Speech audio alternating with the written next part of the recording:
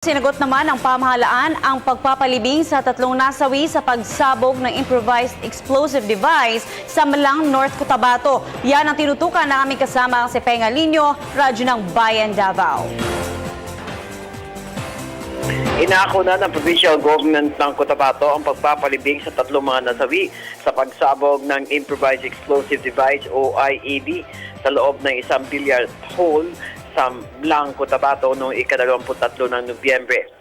Ito ang tiniyak ni Governor Emily Lou Mendoza matapos ang pagbisita sa mga pamilya at mga kaanak nila Rolens John Camiring, Jade Villarin at Francis Rio ilang oras matapos ang pagsabog.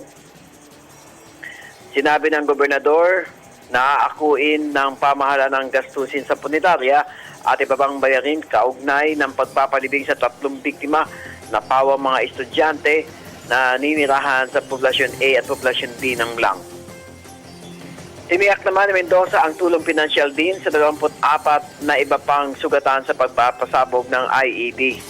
Una rito ay pinag-utos ni Mendoza sa Cotabato Police Provincial Office ang malalimang investigasyon sa pagsabog sa Malang at ang naganap na pagsabog sa overpass ng Kabakan noong ika-16 ng Nobyembre kung saan isang estudyante ang nasawi at mahigit 20 ang sugatan. Samantala sa pinakahuling ulat ay may tinakip ng sospek sa pagpapasabog sa Kabakan. Nanawagan din ang gobernador sa mga Cotabateños na manatiling matatag at magtulungan sa paglaban sa kriminalidad. Inimok niya ang mamamayan na agad i-report sa otoridad ang anumang mga individual o mga bagay na kahinahinala ang kilos upang maaksyonan at madakip ang mga nag-aasik ng kaguluhan sa North Cotabato. Para sa Telebisyon ng Bayan, Peng Alinyo, Radyo ng Bayan, Davao.